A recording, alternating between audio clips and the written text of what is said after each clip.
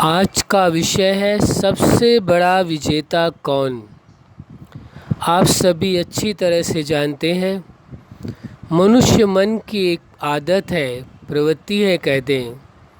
वह विजेता बनना चाहता है, लेकिन वास्तव में सबसे बड़ा विजेता कौन है, ये बहुत आवश्यक है समझ लेना।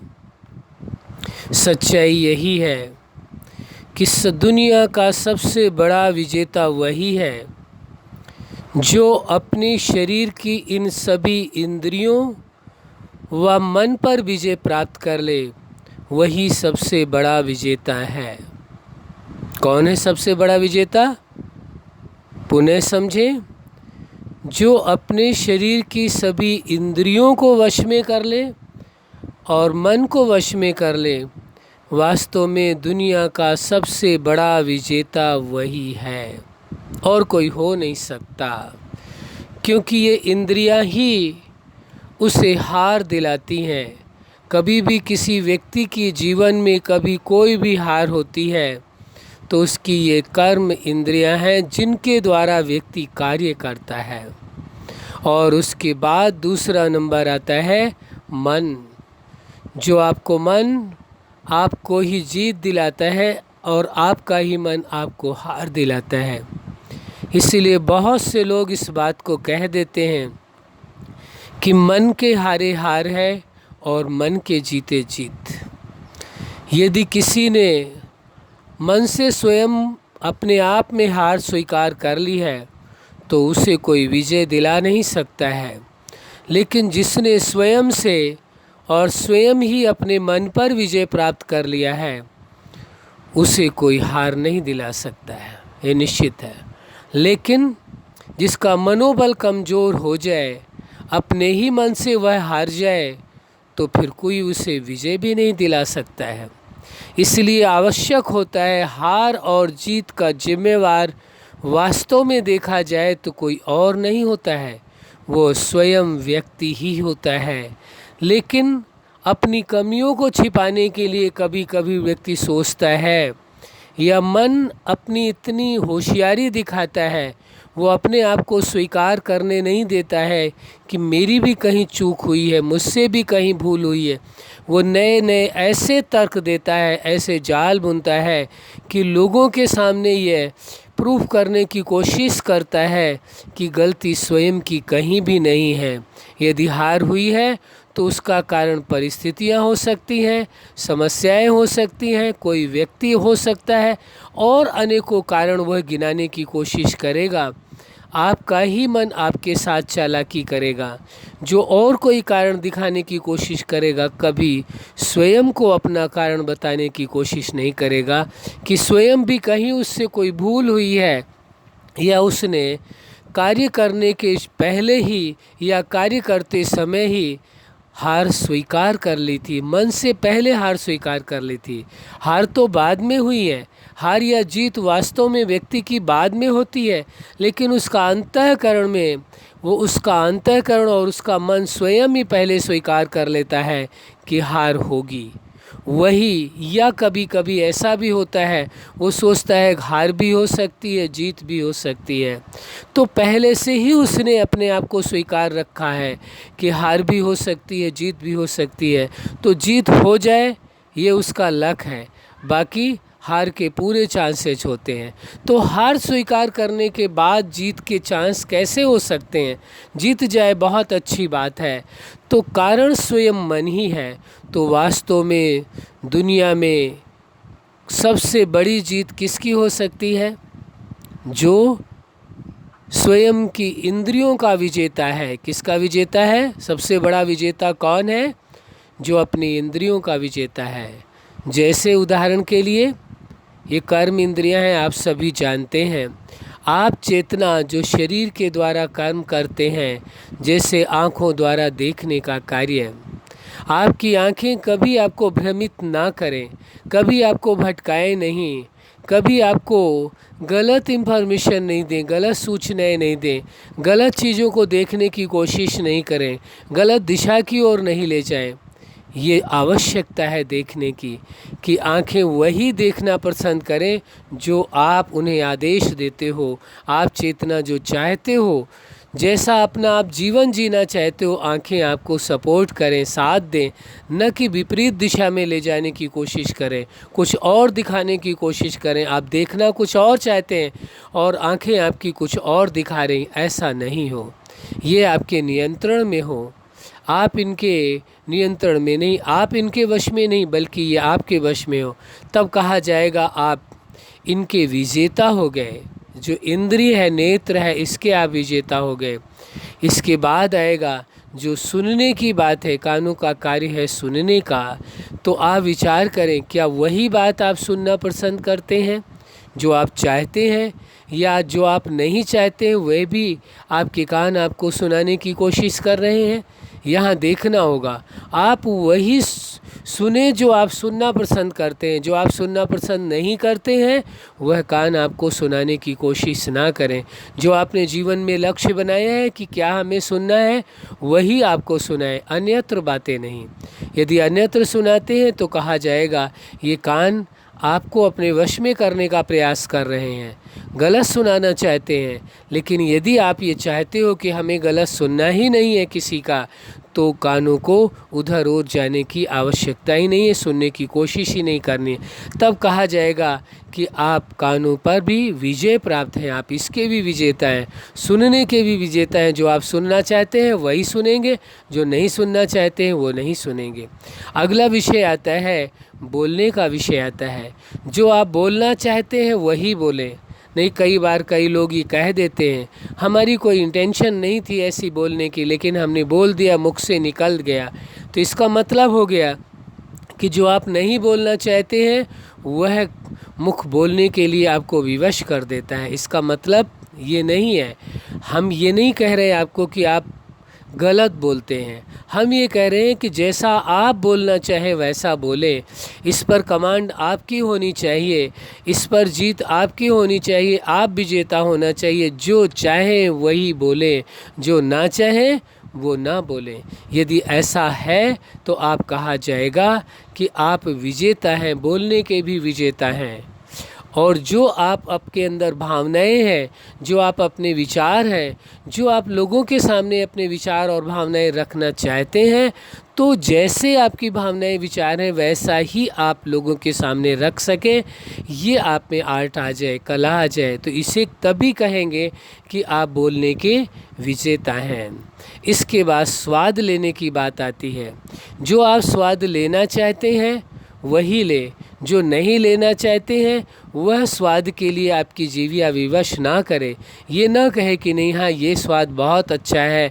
आप रास्ते रास्ते जा रहे हैं, किसी मार्केट से निकल रहे हैं, बहुत सारी चीज़ें वहाँ, बहुत सारे व्यंजन हैं, या किसी होटल में आप गए हुए, बहुत सारी चीज़ें हैं, लेकिन आप वही खाना पसंद करें जो स्वास्थ्यवर्धक है, जो आप खाना चाहते हैं। जो आप नहीं खाना चाहते हैं वो आपके मन में नहीं आना चाहिए। आपका स्वाद, उस स्वाद का कभी कोई विषय नहीं आना चाहिए। यदि ऐसा है, आप स्वाद पर भी विजय हैं, विजेता हैं, तब कहा जाएगा कि आप स्वाद के भी विजेता हैं। जो आप खाना चाहें वही खाएं, जो ना खाना चाहें वो ना खाएं, तो कहा जाएगा आप इसके भी विजेता हैं। इसी प्रकार स्पर्श का सिद्धांत आता है कि स्पर्श के द्वारा, मान लीजिए आपको गर्मी लग रही है, तो हवा जब स्पर्श करती है तो जो गर्मी थी वो बदल जाता है। तो स्पर्श के लिए भी जो कुछ आप स्पर्श करना चाहें, चाहे वो शारीरिक स्पर्श हो या मानसिक स्पर्श हो, मन से भी स्पर्श करते हैं हम, और शरीर से, हाथों से भी स्पर्श करते हैं, त्वचा से भी स्पर्श करते हैं। तो स्पर्श का सिद्धांत कि उस पर भी आपकी कमांड हो, आप जो स्पर्श करना चाहते हैं वही करें, चाहे शारीरिक दृष्टि से व मानसिक दृष्टि से, और जिसे आप नहीं छूना चाहते हैं, नहीं स्पर्श करना चाहते हैं, वो ना करें, उसके भी आप स्पर्श के भी विजेता हों। और हाथ पैरों द्वारा जो कार्य करना चाहते हैं वही करें, जो नहीं करना चाहते हैं वो नहीं करें। जिस मार्ग में आप जाना चाहते हैं पैरों द्वारा चलकर उसी मार्ग पर जाएं, जिधर नहीं जाना चाहते उधर नहीं जाएं। तो तब इसे आप कहेंगे कि वास्तव में आप इन इंद्रियों के विजेता हैं।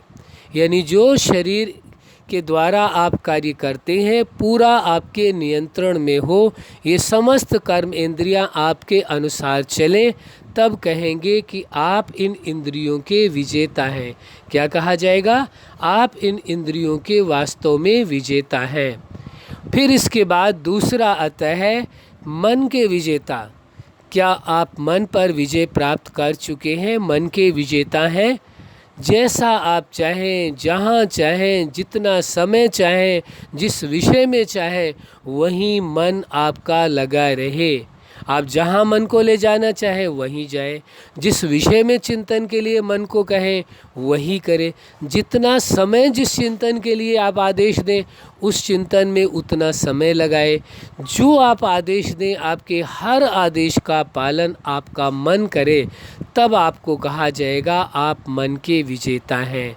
तभी किसी ने कहा था मन के हारे हार है और मन के जीते जीत। जिसने मन पर विजय प्राप्त कर लिया वो समझो सबसे बड़ा विजेता है। इसलिए ये ध्यान रखने की आवश्यकता है कि आप ये स्वीकार कर लें, यदि बहुत सहज सा उपाय है, यदि आप स्वीकार कर लें, क्या आप मन के विजेता पहले भी थे, आज भी हैं और कल भी रहेंगे। आप सदा ही मन के विजेता थे। यदि ये स्वीकार कर लेते हैं और ये स्वीकार करके अपने आप को विजेता समझ करके फिर मन को आदेश दे करके कार्य कराते हैं। यदि आप मन को आदेश नहीं देते हैं कार्य का, फिर मन आपका अपनी तरह से चलता है, तो इसमें मन का कोई दोष नहीं माना जाएगा, क्योंकि मन का कार्य ही है विचार करना, चिंतन करना, संकल्प उत्पन्न करना, भावनाएं उत्पन्न करना, कल्पनाएं उत्पन्न करना, इच्छाएं उत्पन्न करना। ये मन का कार्य है। अब मन अपना नहीं कार्य करेगा तो किसका करेगा आखिर? या तो आप मन को आदेश दे करके आप विजेता हैं, मन के मालिक हैं, तो मन के मालिक हो करके रहें। मन को आदेश दें कि मन को ये कार्य करना है, इस विषय में चिंतन करना है, ऐसी भावनाएं उत्पन्न करनी है, ऐसी कल्पनाएं करनी है, ऐसी इच्छाएं जन्म लेनी है। तो ये मन को आपको आदेश देना होगा, तभी आपके आदेशानुसार कार्य करेगा। आप उसे आदेश नहीं देते। मन का स्वभाव ही है, यही है विचार करना, चिंतन करना, कल्पनाओं में शेयर करना, भावनाओं में और इच्छाओं को जन्म देना। अब उसको आप कार्य नहीं देंगे तो अपने हिसाब से करेगा, फिर उसको आप दोष दें तो हम नहीं समझते ये उचित होगा। ये तो ये कहा जाएगा ये मन के साथ अन्याय करना है। मन को पहले आदेश दें, कार्य सौंपे, फिर मन यदि आपका कार्य नहीं करता है, आपकी मर्जी से नहीं चलता है, तब कहा जाएगा मन की गलती है। तो मन के यदि विजेता बन करके रहना है तो आपको आवश्यक है कि मन को कार्य दे करके चलाएं। इसी प्रकार भावनाओं के लिए भी है, इच्छाओं के लिए भी है, निर्णय के लिए भी है। अब आप निर्णय के लिए बुद्धि के पास कोई आपने सिद्धांत दिए नहीं है, किसी भी प्रकार के प्रिंसिपल्स आपने बनाए नहीं है, बुद्धि के पास दिए ही नहीं है कि इनके अनुसार आपको निर्णय लेना है। फिर आप कहें बुद्धि का निर्णय गलत हो गया, तो बुद्धि का इसमें क्या दोष है? आप स्वयं अपने जीवन के कुछ सिद्धांत बनाएं और उन सिद्धांतों को बुद्धि को सौंपें कि बुद्धि को इन्हीं सिद्धांतों के तहत जीवन में कोई भी निर्णय की आवश्यकता होती है तो ये लॉ है बुद्धि के पास, इसके अकॉर्डिंग बुद्धि को निर्णय लेना है। फिर यदि बुद्धि उनके अकॉर्डिंग निर्णय ना ले तो बुद्धि का दोष है। कह देते हैं लोग कभी कभी इस व्यक्ति की तो बुद्धि ही खराब है। इसका मतलब क्या हुआ? बुद्धि को दोष क्यों दिया जा रहा है? वास्तव में वो दोषी नहीं है, लेकिन यदि आपने बुद्धि के लिए, आपने जिसे इंटेलेक्ट कहते हैं, उसके लिए आपने कोई सिद्धांत रखे ही नहीं है, कोई लॉ ही नहीं बनाए कि बुद्धि को इसके अनुसार निर्णय लेना। एक जज के लिए उसके पास लॉ की बुक है कि इसके अनुसार निर्णय लेना है, तो वो उसी अनुसार लेता है, वो अपनी मर्जी से नहीं लेता है। इसी प्रकार से यदि बुद्धि के पास आपने उसकी लॉ की कोई बुक ही नहीं दी है, कोई सिद्धांत ही नहीं बनाए, फिर उसके बाद उसे दोष देते हैं कि ये बुद्धि ने गलत निर्णय दिया। नहीं, उसका दोष नहीं है। बुद्धि को दोषी ना कह करके आप स्वयं ही बुद्धि के लिए सिद्धांत बनाएं और फिर उसके बाद यदि बुद्धि निर्णय लेने में गलती करे तब उसको दोषी कहा जा सकता है। तो ये बुद्धि के निर्णय का विषय आता है तो उस पर भी आपकी कमांड होगी। जैसा आप कहेंगे वैसा ही निर्णय होगा, मतलब आपके सिद्धांतों के अनुसार, बनाए हुए सिद्धांतों के अनुसार निर्णय होगा। तभी माना जाएगा जब बुद्धि निर्णय ही राइट देगी, तो निश्चित है कर्म भी अच्छे ही होंगे। तो आप पूरी तरह से अपने मन के भी मालिक होंगे, अपनी बुद्धि के भी मालिक होंगे, कर्मों के भी मालिक होंगे, और साथ साथ बड़ी आश्चर्य की बात है कि इंद्रियों के और मन के विजेता होंगे।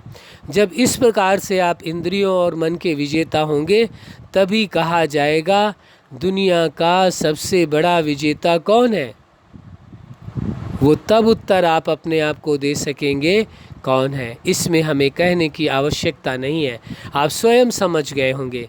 इसलिए ये आवश्यक है आप अपने आप को पूरी तरह से समझ लें, जान लें और अपनी शक्तियों का उपयोग करें, तभी आप विजेता थे, विजेता है और सदा विजेता रहेंगे। आप अपने जीवन के हर लक्ष्य में सफल रहें और आप विजेता थे, विजेता है, सदा विजेता रहें, यही हमारी हार्दिक शुभकामना है। सदा खुश रहें, मुस्कुराते रहें। धन्यवाद।